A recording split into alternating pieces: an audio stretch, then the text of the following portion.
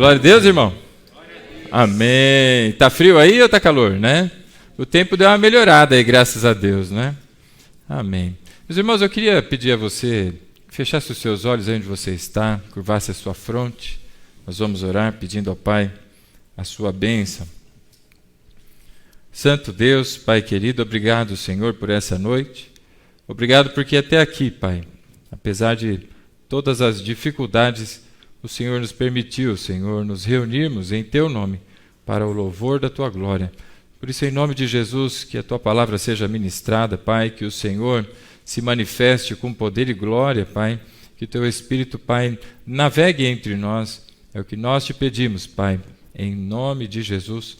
Amém e amém. Amém, meu irmão? Glória a Deus, glória a Deus.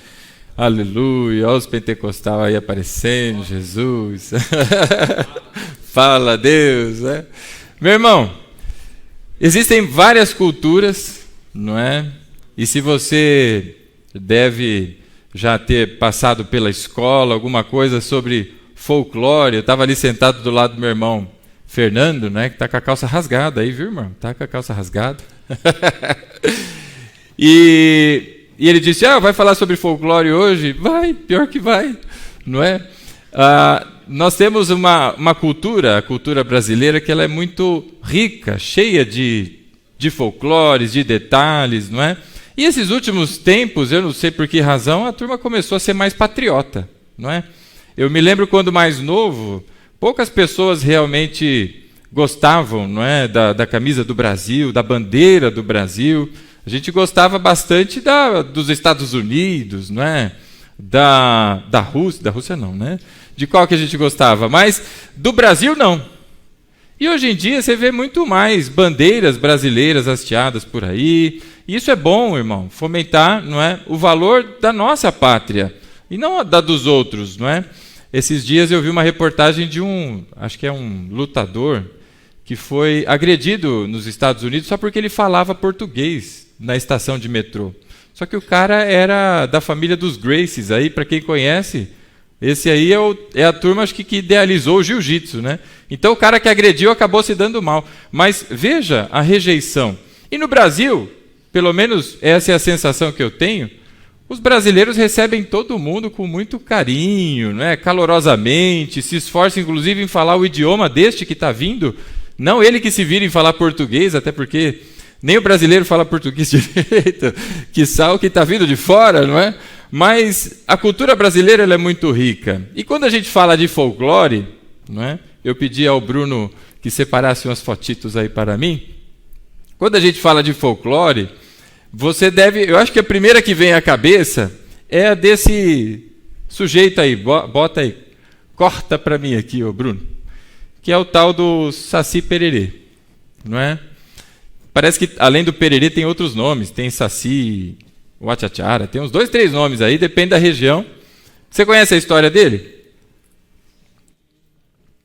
Eu não. Mas parece que ele vem no roda-moinho, algum negócio assim, ele tem um cachimbo, e ele vem para assustar as pessoas. Não é uma história muito legal, mas é contada para crianças isso aí. Mas é o folclore brasileiro. Ele ainda usa um gorro vermelho, tipo chapeuzinho vermelho, deve ser alguma adaptação, não é?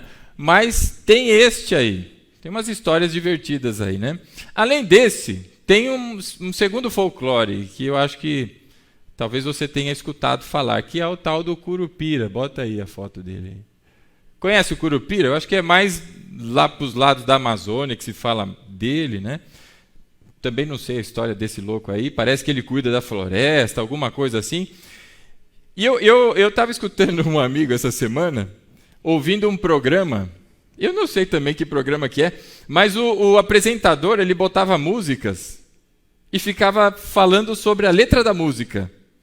E eram letras que não tinham sentido, eram letras meio sem noção, e ele ficava dizendo lá, por exemplo, aquela a música, né? Abre aspas, nega do cabelo duro, que não gosta de pentear, né?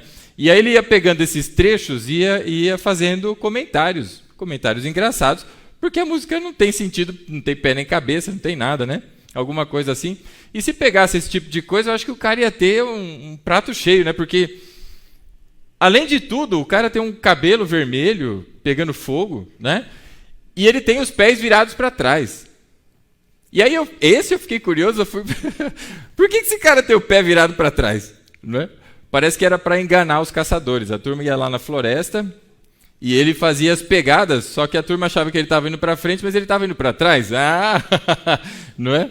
Então, ele tinha os pés para trás, né? Cada coisa meio sem sentido, né? E aí, para ir na onda do sem sentido, tem um que é pior, na minha opinião, e ainda é uma história de terror. Passa mais um aí. Você conhece essa daí?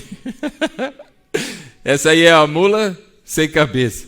É uma história de terror isso aí, rapaz. Eu não sei como é que as criancinhas não fazem xixi na cama depois de ouvir uma história dessa, alguma coisa assim, mas esse aí é divertido. Eu fui conhecer a história desse em detalhes, né? Porque é meio macabro assim o negócio. Reza a lenda que havia uma moça lá nos interiores, numa cidadezinha, e essa moça se apaixonou pelo padre. E essa paixão, ela avançou na paixão e ela e o padre, né, tiveram um relacionamento. E por causa do relacionamento dela com o padre, eles foram amaldiçoados. A maldição dela foi virar uma mula sem cabeça, e a maldição do padre não deu nada, só no pós-vida, segundo a lenda, quando ele morresse e fosse ao céu, é que ele seria castigado, né? Mas para a mulher deu ruim e ela virou a mula sem cabeça. A maldição dizia, né? Ou melhor, a lenda, dizia que da virada da quinta-feira para sexta-feira, na madrugada de quinta para sexta, toda madrugada de quinta para sexta, ela ia para uma encruzilhada. Olha como é que começa a ficar de terror a história. Aí ela ia para a encruzilhada e virava esse negócio, não é? E perdia a cabeça, e do lugar da cabeça vinha essa labareda de fogo e tal. E ela tinha, nas quatro patas, né? Ela tinha cascos de um ferro meio, sei lá, meio tipo a luva do Mike Tyson, assim. E então ela tinha capacidade de dar uns coices que eram coices mortais. E não para por aí, o negócio é tão macabro que a lenda diz que ela saía pela madrugada fora, não é? E percorria 7 vilarejos, alguma coisa assim. E quando ela achasse alguém andando de madrugada, eu não sei se a história era para dar um toque de recolher e ninguém andar de madrugada, ou se era para evitar que mulheres se relacionassem com o padre. Eu não entendi direito a história. Mas se ela achasse alguém de madrugada, ela chuparia os olhos, a unha e os dedos, as unhas e os dedos.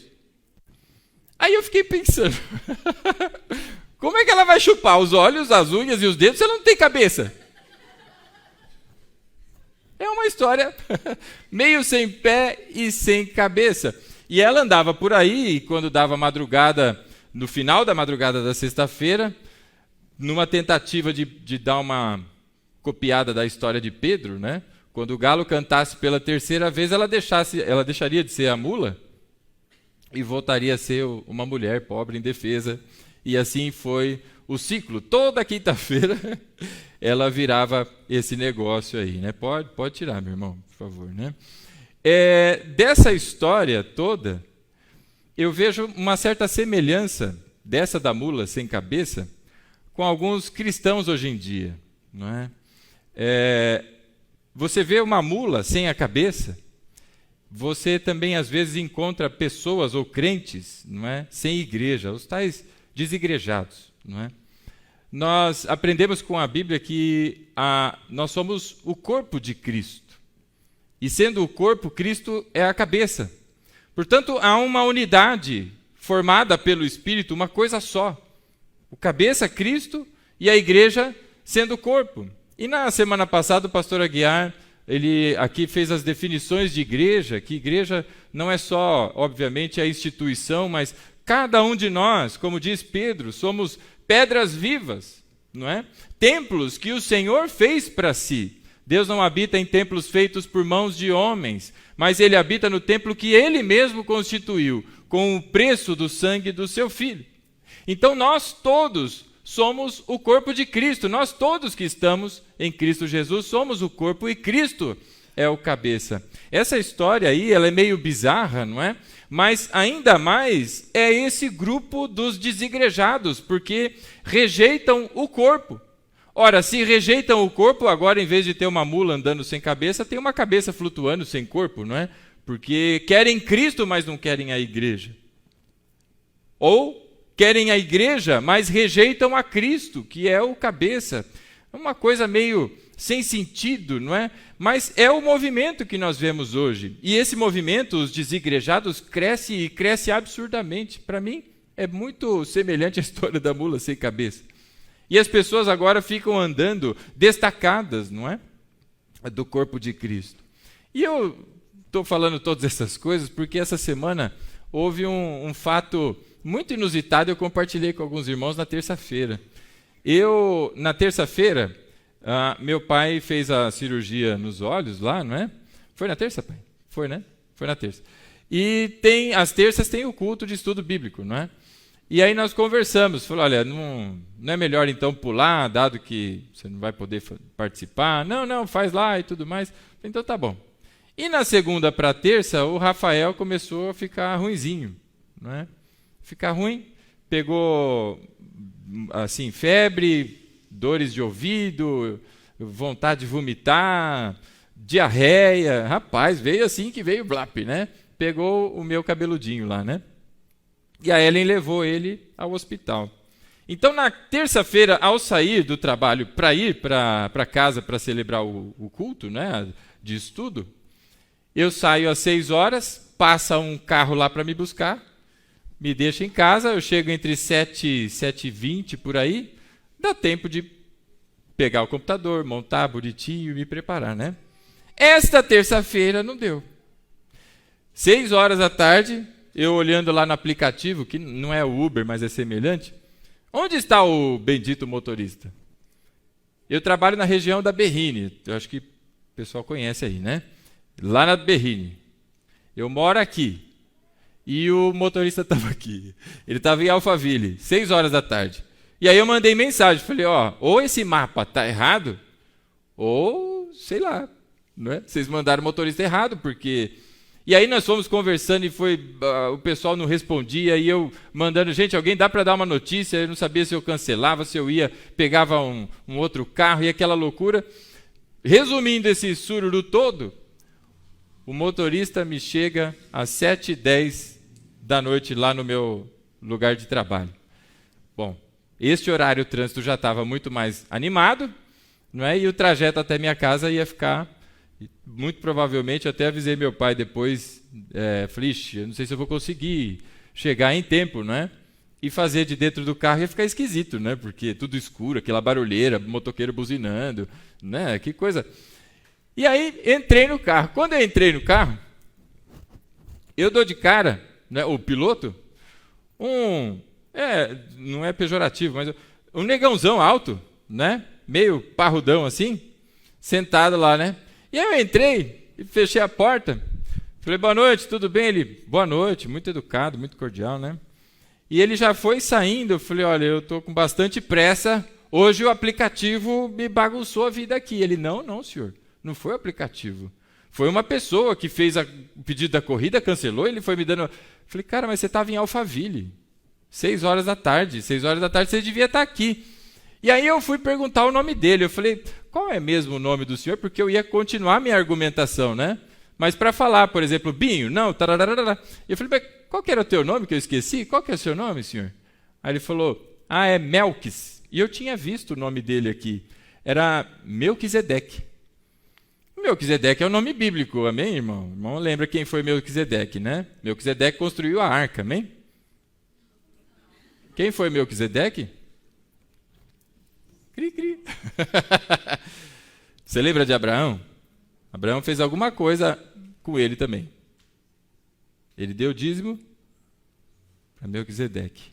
Melquisedeque era um sacerdote, não é? A quem abençoou Abraão. E agora, se você lê Hebreus, a Bíblia diz que a ordem de Arão se foi. A ordem agora sacerdotal é segundo Melquisedeque. Quer dizer que não tem começo e não tem fim. Porque o nosso sumo sacerdote Cristo, ele vive para sempre. Amém? Melquisedeque. É o nome do piloto que foi me buscar lá. E eu com meu filho lá no PS, o meu pai lá indo para a cirurgia, e eu precisando começar o culto, eu falei, crendos, pai, que terça-feira animada, né? E o dia foi também divertido. Aí estamos no caminho. Aí quando ele falou, meu nome é Melquis, aí eu lembrei, eu falei, é Melquisedeque, né? Ele falou, nossa, você pronunciou certinho o meu nome? Você é cristão? Eu falei, sim. Ele, eu também sou. De que igreja que você é? Eu falei, eu sou batista, né? Eu percebi. E aí ele começou a dizer que foi muito educada a minha argumentação, não é?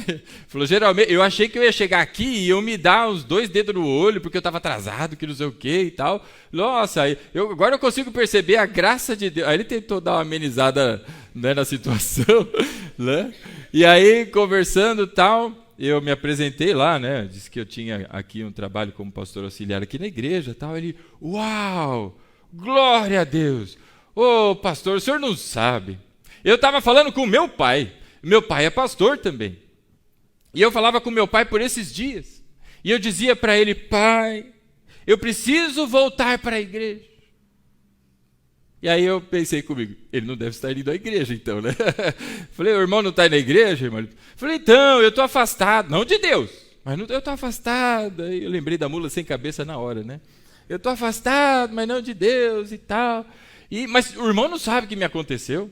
Entrou um rapaz aqui, que era da igreja, ele falou o nome, eu não sei, não lembro mais. Do Barranco Sagrado, amém, aleluia. Né? Veio o irmão aqui, mas ele disse que ele estava afastado. Irmão, mas eu falei para ele, não afasta não, irmão, tem que ir à igreja. Aí ele olhou assim para mim, mas como é que eu falo isso se eu mesmo não estou indo à igreja, né? E aí nós começamos a conversar, foi um tempo tão gostoso, foram acho que 40 minutos ou 50 minutos, porque o trânsito estava animado, mas eu cheguei às 8, assim, lá em casa, 8 horas, deu tempo de em 2 minutos montar a máquina e ligar lá para falar boa noite para os irmãos, né? E durante essa conversa com esse senhor, né, sabe o que é mais interessante? Ele foi contando da vida dele, né? E ele estava bem triste, ele se emocionou o caminho inteiro. Acho que ele é mais mantegão do que eu, mas se emocionou o caminho inteiro. E ele estava tristão, e aí ele falou, não, pastor, sabe o que é? Eu sou músico. É mesmo? Irmão é músico? É. Eu tocava com umas bandas reconhecidas. O senhor conhece a banda Kadosh? Eu falei, quê? Claro que eu conheço, rapaz. Minha juventude eu cresci escutando o Kadosh. Ele então, eu não sei se ele era o guitarrista, se ele era o contrabaixista, chama Melquisedeque, não é? Eu falei, você está de brincadeira que você era do Kadosh? Era do Kadosh. E Deus me trouxe, não é? Numa terça-feira tão divertida como aquela, um irmão que foi de uma banda que certamente, não é? Os louvores ministrados por eles, não é? Tocou muito a minha geração, não é? Certamente você conhece a música Compromisso, certamente você conhece aquela música do Filho Pródigo, não é? Tantos hinos. E agora estava ali, diante de mim, chorando, porque estava afastado dos caminhos do Senhor. E eu comecei a conversar com ele, e ele foi se lembrando, não é? Ele falou, nossa, pastor, porque eu fui dando testemunho, falei, irmão, o pastor Silas, que é o vocalista do Kadosh, né? Foi lá em Sorocaba, com a gente, na comunidade que nós temos lá em Sorocaba. Lá perto da igreja tem uma praçona grande, e nós montamos lá um carro de som, divertido, botou lá a banda para tocar, e o pastor Silas foi lá. Ele, nossa, que legal, glória a Deus. Olha, não é à toa que Deus te trouxe aqui. Eu falei, pois é, o irmão atrasou, não foi à toa, né? E aí a gente foi conversando, e aí ele foi lembrando das coisas que Deus fez através, não é, desse ministério com a banda Kadosh. E aí ele começou a contar, pastor, teve uma vez que nós fomos tocar em Duque de Caxias, lá no Rio de Janeiro, lá, né? E era um lugar bem perto da favela, do morro, e os traficantes não queriam que a gente tocasse lá. Mas aí a gente foi falar com o pastor, falou, pastor, estava tudo certo, né? E aí, nós vamos tocar, não vamos tocar? E o pastor falou, claro que vai, irmão. Mas e os traficantes? Deixa os traficantes para lá. Eles reservaram um ginásio municipal para fazer a celebração do culto, não é? E aí começaram a se preparar, e eles estavam um pouco receosos, mas confiaram em Deus e seguiram em frente, por causa dos traficantes que não estavam lá tão animados, né? E ele diz que começou a chegar gente, aquele ginásio lotou. E o costume da banda Kadosh era começar os eventos, não é? Com aquelas músicas mais agitadas, mais animadas, né? E em seguida para as músicas mais suaves, né? Como a turma chama, as de adoração, né? E assim foi. E naquela noite, o pastor Silas virou para eles e falou: não, hoje não. Hoje nós vamos começar com aquela Há Momentos. Você conhece essa música, irmão? Há momentos que na vida pensamos em olhar para trás. E aí foi essa que ele pediu para que começasse. E ninguém entendeu nada, mas amém, né? Vamos lá. O pastor Silas era o líder lá da banda. E aí eles começaram. Ele começou a reparar um irmãozinho se emocionando aqui, outro irmãozinho se emocionando ali. Dali a pouco, muita gente com a ministração e naquele louvor, comovidos. De repente, ele vê uma metralhadora lá em cima, assim, e ele assustou. E disse que olhou para o pessoal e o pessoal, não para não. Eles continuaram. E aí a metralhadora veio vindo, né? Como se fosse aqui a reta do culto, da igreja. As pessoas olhavam, quando via a metralhadora assustava, ia todo mundo abrindo espaço. E era o traficante. E o traficante levantou a metralhadora assim, segurando assim, e foi andando. E atrás dele vinham 3. E ele falou: meu Deus do céu, o que vai acontecer aqui? E diz que quando aquele traficante chegou na beirada do palco, assim, que estava todo mundo assustado, uma metralhadora, né, irmão? Ele lançou aquela metralhadora no meio do palco, assim, e ele disse que ele chorava copiosamente, ele não conseguia nem falar, ele falou: eu quero esse Deus, eu não aguento mais essa vida, eu quero esse Deus. E os 3 também, tudo chorando com ele, e foi uma noite maravilhosa. E aí, a essa altura, meu irmão, ele já estava chorando de novo, mas agora chorando de alegria, de lembrar de tudo que Deus fez e por onde eles passaram, as dificuldades e quantas coisas Deus agiu. E me fez lembrar o que está lá em Lamentações, no capítulo 3. Vou pedir que você abra comigo a sua Bíblia, no livro de Lamentações, no capítulo 3.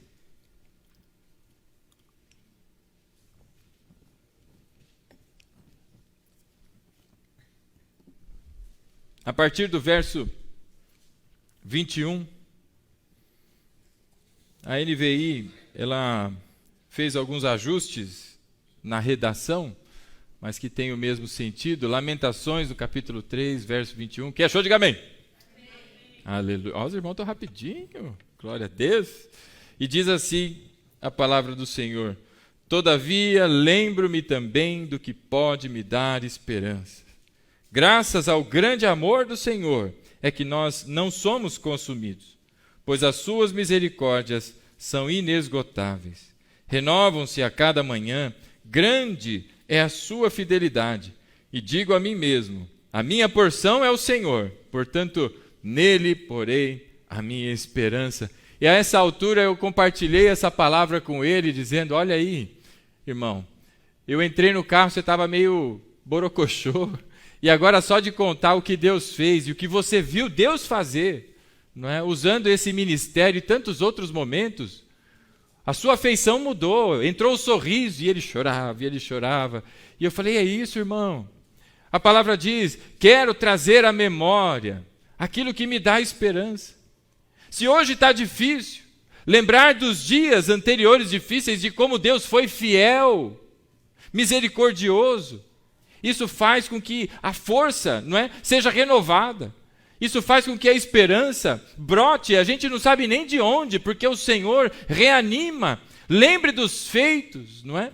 E aquela noite terminou, ele disse: pastor, eu sei que eu não deveria pedir uma oração, porque o pastor tem que começar o culto e está no horário, mas o pastor não ora por mim, não. E oramos juntos e foi um tempo tão gostoso, irmão. Pena que eu não tive a oportunidade de trocar os contatos, senão eu ia falar: vai, irmãos, está desigrejado? Vem aqui para a igreja. Que ele deve ser aqui da região, mas enfim, que Deus o abençoe onde ele estiver. E foi um tempo tão gostoso, em que eu pude perceber que para muitas pessoas, o fato de terem se frustrado com situações, terem se frustrado com algumas pessoas, porque a igreja, irmão, ela é feita de gente, não é? Ou você acha que a igreja são as cadeiras? Deixa eu te falar que não é, né? Tem gente que não vai na igreja porque a igreja tem aquelas cadeiras duras. Aqui a igreja é estofadinha, se bem que essa aqui a espuminha já está pedindo água, já, né? Está na hora já de dar uma trocadinha. Mas a igreja não é feita de cadeiras, de ar-condicionado, a igreja é feita de gente. A igreja é um lugar, meu irmão, não de heróis, mas de vilões que deixaram a palavra de Deus transformar a sua vida. É gente que está em fase de crescimento, é gente que está sendo trabalhada pelo Senhor. Então, problemas certamente vão acontecer. E quantas pessoas se frustram por conta disso e acabam deixando a sua própria vida espiritual de lado porque se esbarraram com alguém, se esbarraram com alguma coisa. Deixa para lá isso aí, não aguento mais. Tão parecido com aquele traficante, só que no inverso. Eu não aguento mais essa vida. Em vez de se lançar aos pés do Senhor Jesus, se lança aos pés de qualquer coisa que encontra pela frente e que traz algum tipo de diversão, para desviar o foco. E por conta de todas essas coisas, meu irmão, enquanto eu orava, agradecendo a Deus por esse tempo que eu passei, que foi tão especial, tão marcante, num caminho de volta para casa, numa terça-feira, Deus me trouxe à memória o Salmo de número 146. E eu queria que você fosse comigo até lá, para que ali pudéssemos então. Salmo de número 146. Abra aí comigo. Pois a palavra diz, não é? Quero trazer à memória aquilo que me dá esperança. Salmo 146, meu irmão, só para você se contextualizar, o livro de Salmos ele tem 5 grandes divisões, e as divisões é por uma questão de organização, e este aqui já está no final, está entre os 5 últimos salmos, não é?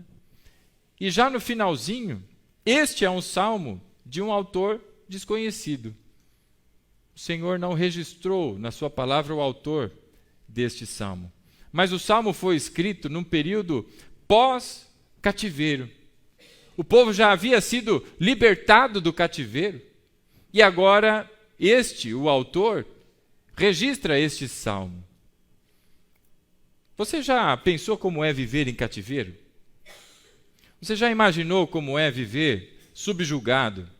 Sem ter a liberdade de expressar a sua fé, sem ter a liberdade de ir para onde você acha que fosse legal ir, sem ter a liberdade de trabalhar naquilo que você gostaria de trabalhar, mas ser, ao contrário, forçado a trabalhar e trabalhar duro, e não só forçado a trabalhar, mas forçado a participar das práticas pagãs e que vão contra a tudo aquilo que você aprendeu do Senhor. Passar um dia nisso deve ser algo terrível. Uma semana, creem Deus Pai. Imagina, alguns séculos. E o povo ficou cativo, debaixo do jugo dos babilônios. E agora libertos. Este é um autor que viveu esse drama, essas tragédias, e agora escreve. Olha só como ele começa. Talvez pessoas que vivam situações difíceis comecem dizendo: Deus me livre, eu não aguento mais. Que vida é essa? Por que tudo isso? E darará. Veja como este, que viveu coisas que eu penso que nós não temos sequer noção do que seria. Olha como ele começa o salmo. Ele diz assim: louve, ó minha alma, o Senhor. Louvarei o Senhor por toda a minha vida e cantarei louvores ao meu Deus enquanto eu viver. Os 2 primeiros versículos desse salmo mostram o salmista louvando ao Senhor. É uma adoração pessoal, ele, não é? Adorando o Senhor e dizendo que a alma dele deve louvar ao Senhor. Ele está dizendo a si mesmo. Foco na tua vida espiritual, meu irmão. E ele está dizendo a si mesmo: eu louvarei ao Senhor por toda a minha vida. Veja o verso 2. Louvarei o Senhor por toda a minha vida e cantarei louvores ao meu Deus enquanto eu viver. Não é alguém que foi levantado como segundo no comando de um país inteiro. Não é alguém que foi colocado como uma pessoa muito bem sucedida, dono de propriedades, mas é alguém que saiu sem eira nem beira, mas cuidado pelo Senhor, foi libertado e conduzido de volta ao seu lar. E ele diz: louvarei ao Senhor por toda a minha vida e cantarei louvores ao meu Deus. Gratidão, irmão. Gratidão pelo que Deus fez. Por isso é tão importante olhar para o que Deus fez, olhar para trás mesmo. Sabe os retrovisores da vida da gente? Eles têm uma função, né? No carro também, para quem não sabe, né? No carro também tem. Tem um pessoal que faz assim, eu vou virar aqui, né? Mas o retrovisor da vida da gente, meu irmão, ele serve, não é, para que a gente veja quão maravilhoso, quão fiel, gracioso é o nosso Deus. Porque não fossem as misericórdias do Senhor, diz lá em Lamentações, nós já teríamos sido consumidos. E essa é uma verdade muito grande. Quantos amigos eu tenho de infância que já não estão mais aqui? Se envolveram com tráfico, se envolveram com drogas, se envolveram com toda a sorte de coisas e hoje já não estão mais aqui. Andavam comigo, inclusive. Mas Deus me sustenta até o dia de hoje, assim como sustenta a sua vida. Por isso, diz o verso 2, louvarei ao Senhor por toda a minha vida e cantarei louvores ao meu Deus enquanto eu viver. Sabe, meu irmão, isso é manifestação de gratidão. Se você tem gratidão pelo que Deus fez na sua vida, e aqui não é se te libertou de um grave acidente só, não é se ele te libertou de uma grave enfermidade só, mas e principalmente porque ele enviou o seu único filho para morrer naquela cruz, para que você não perecesse, mas em Cristo tivesse vida e vida eterna, desfrutada desde já. Por isso louvarei ao Senhor todos os dias da minha vida. Meu irmão, pelas experiências que eu já tenho com Deus ao longo de todos esses anos, ainda que Deus me permitisse desviar os meus caminhos, jamais eu seria capaz, ainda que na maior das loucuras, de dizer que Deus não existe. Pelas coisas que Deus faz. Louvarei ao Senhor todos os dias da minha vida. A segunda coisa que ele faz, meus irmãos, porque para muitos isso seria suficiente, não é, para abandonar a sua fé. A segunda coisa que ele faz estão nos versos 3 e no verso 4. Estes versos agora, o autor lhe dá um grande conselho. E um conselho tão importante para estes que têm pautado a sua vida, não é? Naquilo que as pessoas têm dito, naquilo que as pessoas, ou como elas reagem. No verso 3 ele diz assim, não confiem em príncipes, em meros mortais, incapazes de salvar. Na revista atualizada talvez esteja incapazes de fornecerem salvação. Não confiem em príncipes e nem meros mortais. Verso 4. Quando o espírito deles se vai, eles voltam ao pó. Naquele mesmo dia, acabam-se os seus planos. Agora, o autor, ele traz uma experiência do seu povo. Ele olha para trás e diz, eu louvarei o Senhor, porque no passado, os reis tentaram toda a sorte de aliança. Tentaram articular, costurar, vender a nação, tentaram de tudo. Mas não foram capazes de evitar o cativeiro. Tentaram fazer coalição, tentaram juntar-se com um povo maior, tentaram se juntar entre todos eles para enfrentar Babilônia, mas não foram capazes de trazer salvação. Não foram capazes de trazer, não é, a libertação do povo. Por isso agora, esse homem que está falando, ele conhece a história do seu povo e dá um grande conselho para mim e para você. Não confie em homens, príncipes. Em tempos de eleição, isso é bem interessante, né? Porque tem gente achando que um ou outro aí é meio que o salvador aí, né?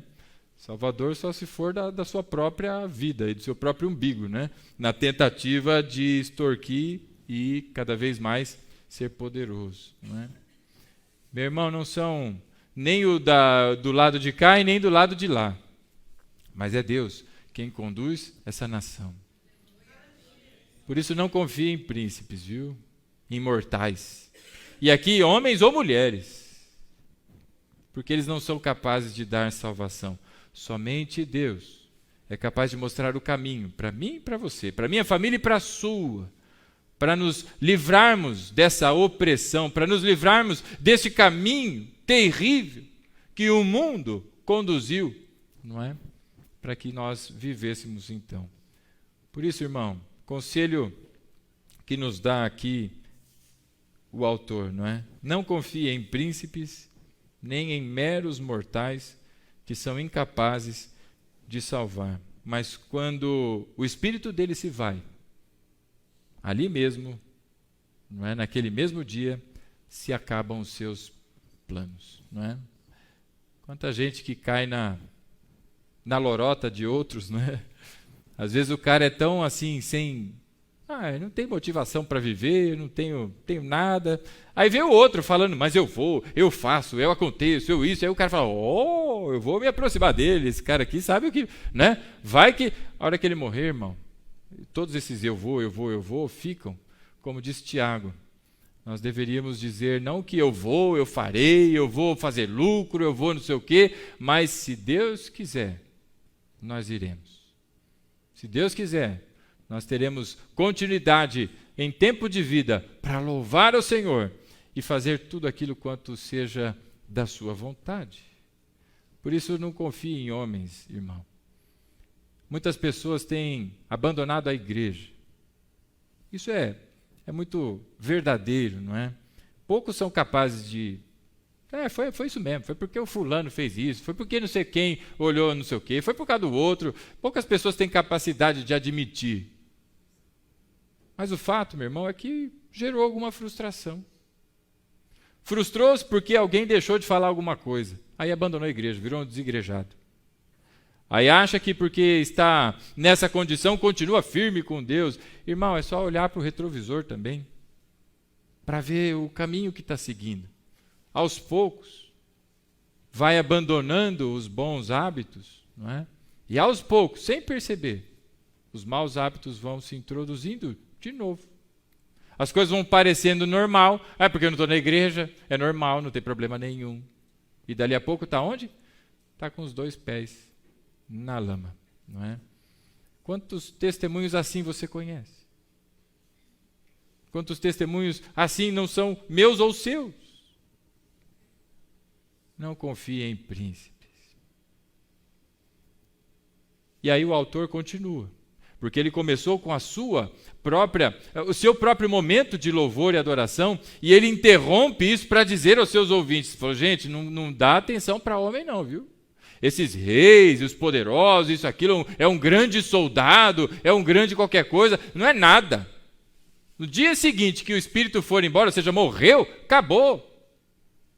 Mas há em quem se deve confiar. No verso 5, agora até o verso 10, o autor diz em quem de fato nós devemos confiar. E ele diz, como é feliz aquele cujo auxílio é o Deus de Jacó e cuja esperança está no Senhor, no seu Deus. Verso 5.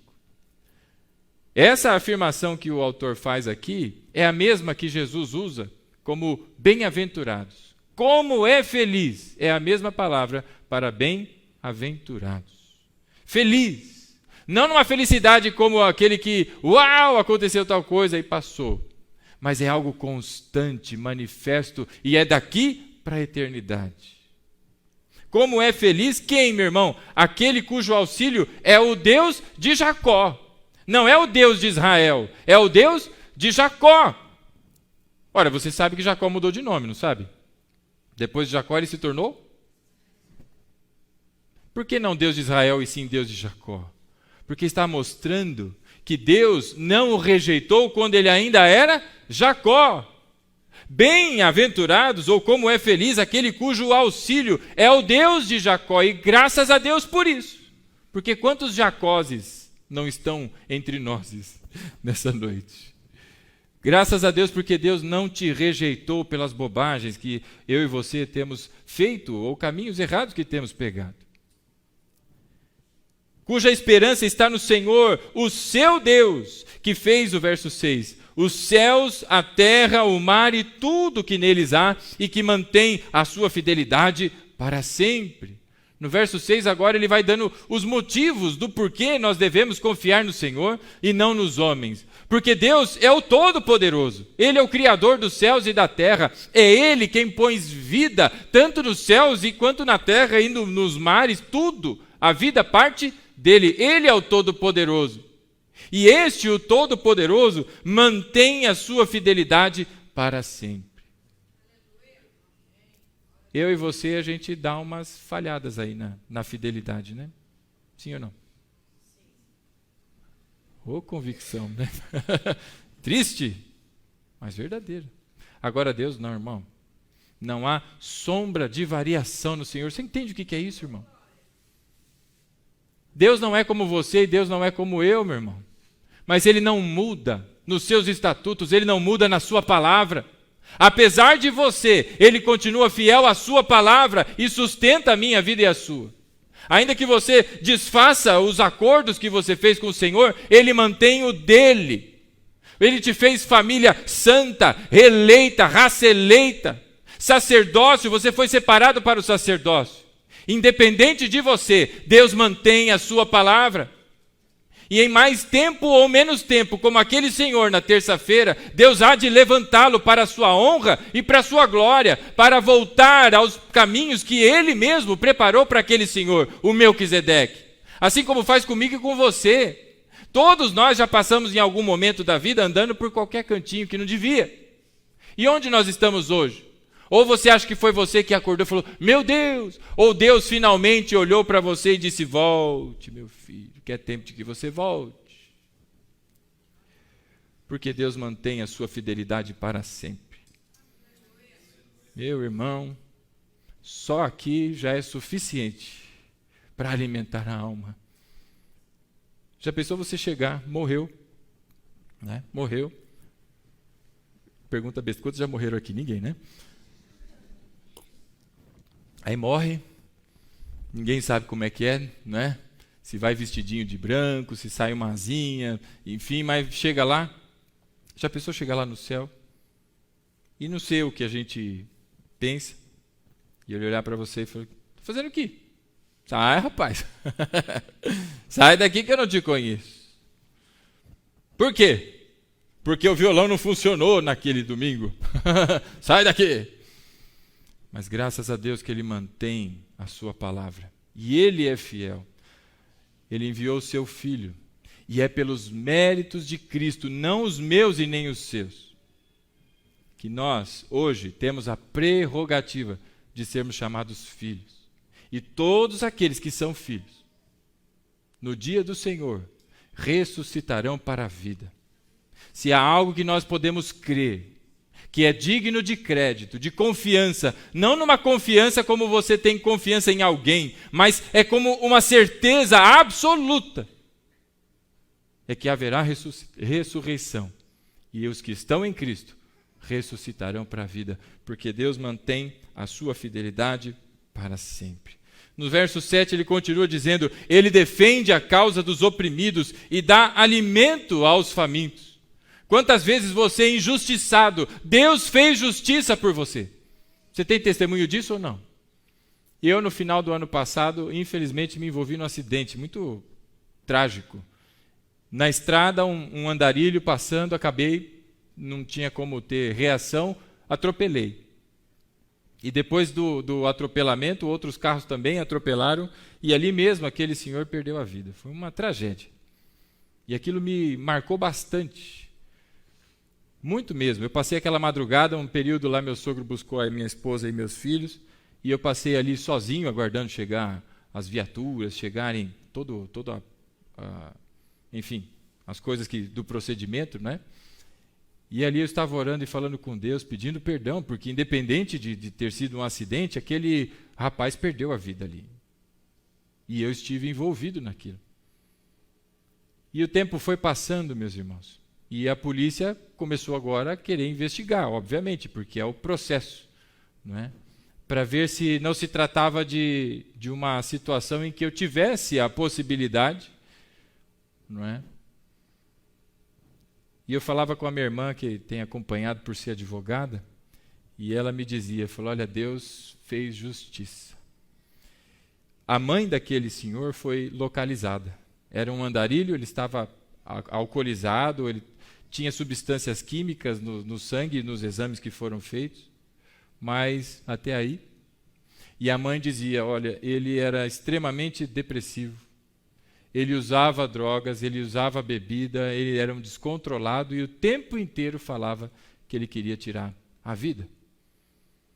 E conversando com algumas pessoas, uma vez alguém disse, falou, olha, talvez isso tenha sido uma tentativa de suicídio e que foi bem sucedida. E os laudos policiais trazem isso e apontam isso como sendo a possível causa daquele sujeito, às 3 horas da manhã, andar no meio de uma rodovia escura, não é? E que acabou numa tragédia, numa fatalidade sendo, não é, acertado. E aquilo no meu coração estava pesando. Mas Deus fez justiça. Deus mostrou a verdade onde eu não tinha condições de me provar. Porque eu estava sozinho, não tinha carros, não tinha câmeras, não tinha nada, só tinha uma situação e uma cena. Mas Deus fez justiça. Porque diz a palavra no verso 7, ele defende a causa dos oprimidos e alimenta os famintos. Quem está dizendo isso é alguém que acabou de sair de um cativeiro.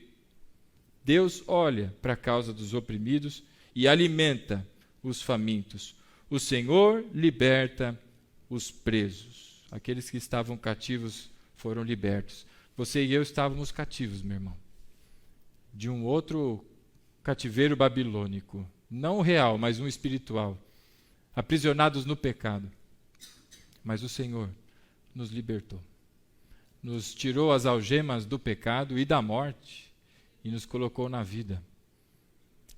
A palavra diz em Colossenses no capítulo 2 que Cristo fez uma circuncisão. Não na carne, como se praticava antes, mas no espírito, rompendo a ligação em que havia com a carne, a vida antiga que nós tínhamos, com a nova que temos agora em Cristo. Nós somos livres. Bendito é o Senhor. No verso 8 ele diz, o Senhor dá vista aos cegos, o Senhor levanta os abatidos, o Senhor ama os justos. Quantos motivos nós temos, meu irmão, para confiar em Deus? Ainda que tenham dificuldades e frustrações com várias situações que se montam na vida e diante dos nossos olhos. Verso 9 ele diz, o Senhor protege o estrangeiro, sustenta o órfão e a viúva, mas frustra o propósito dos ímpios. Deus é maravilhoso. Ele pega aqueles que são mais vulneráveis, representados aqui por órfãos e viúvas, quem não tem como se defender. E é Ele quem os sustenta. Por fim, no verso 10, o Senhor reina para sempre. O teu Deus, ó Sião, reina de geração em geração. Aleluia. E assim termina o Salmo de número 146. Quando ele diz, o Senhor reina para sempre, meu irmão, ele sempre esteve e continua, como diz a palavra, não é? Eu sou aquele que foi, que é e que será. Deus é o soberano sobre todas as coisas. Diante dessas verdades, meus irmãos, eu volto a me lembrar daquela mula. Bota a mulinha aí de novo, só para dar refrescado na memória dos irmãos, né? Lembra da mula? Aquela mulher que se apaixonou pelo padre e tal. Reza a lenda, olha como essas coisas são meio sem pé nem cabeça, né? Que para acabar com a maldição, tinha um jeito de acabar com a maldição. Sabe qual era o jeito de acabar com a maldição? A lenda diz que tinha que se tirar o freio de ferro que estava na boca da mula. Mas a boca, não tem boca, não tem cabeça, como é que vai tirar? Mas reza a lenda que se você tirasse o freio, sabe, você já viu o cavalo, né? Ele bota aquele troço lá que você puxa, ele vai, e ele para, né? Se tirasse aquilo, como é que chama isso? É freio mesmo, pai? Se tirasse o freio da boca da mula, a maldição acabava, não é? E existe um freio também, irmão, travando a vida de muita gente, que é gente que está esperando em homens, gente que está confiando em homens, que está olhando para as coisas de homens em vez de olhar para o alto, para Deus, não é? E essa frustração tem interrompido a tua vida espiritual, sabe? Porque não é possível que na igreja, irmão, e que não sei o quê, e aqueles e tal. Meus amados, hoje, em nome de Jesus, não é? Que Deus nos ajude a soltar essas amarras, não é? De esperança ou de confiança em homens, quando, para todos nós, só há uma esperança, que está em Deus, através de Jesus, o Cristo. Quando nós olhamos para isso, meu irmão, nós vemos aquilo que diz em Hebreus, que nós não devemos jamais deixar de nos reunir como igreja, jamais, como alguns têm feito, é assim que diz o autor aos Hebreus, jamais. Por quê? Por causa de homens? Não, mas quem comanda a igreja são homens? Não, é o Senhor de toda a glória. Lá em Lamentações, no capítulo 3 que você leu, bota aí o verso 24. Lamentações, capítulo 3, verso 24. Digo a mim mesmo, a minha porção é o Senhor, portanto, nele porei a minha esperança. Avança mais um. O Senhor é bom para aqueles cuja esperança está nele, para com aqueles que o buscam, como nós vimos no Salmo 146. É bom esperar tranquilo pela salvação do Senhor, a salvação que vem do Senhor, porque homens não podem lhe dar salvação. E por que é bom esperar tranquilo a salvação que vem do Senhor? Não é? É bom que o homem suporte o jugo enquanto é jovem. Pim. Leve-o sozinho e em silêncio, porque o Senhor o pôs sobre ele. Quem pôs sobre você? Quem pôs sobre mim? Irmão, o que diz a palavra? Porque o Senhor pôs sobre ele. Para que nós cresçamos, para que nós aprendamos, não é? Vai dar certo? Então eu queria convidar os irmãos do louvor aqui para subirem, não é? Porque o Senhor pôs sobre nós, meus irmãos, situações. E há momentos na vida, e aí já parafraseando um pouquinho a música, que nós pensamos em olhar para trás. É preciso pedir ajuda para poder continuar. E clamamos o nome de Jesus. É o que diz o louvor. Quando nós buscamos o Senhor nas nossas dificuldades, nós buscamos aquele que é o Criador dos céus e da terra e que colocou todos os peixes e aves. Ele é aquele cuja a fidelidade se mantém para sempre. Ele é aquele que defende os oprimidos e dá alimento aos famintos. Ele é aquele que sustenta os órfãos e as viúvas. Quando nós clamamos a Jesus, o nosso Deus, o nosso Senhor, e não a homens, e não buscamos em homens, nós encontramos no Senhor a resposta, o consolo, o conforto, o que nós precisamos. Às vezes não o que esperamos, mas certamente o que nós precisamos. E por isso, meu irmão, nessa noite eu queria te convidar a se colocar de pé.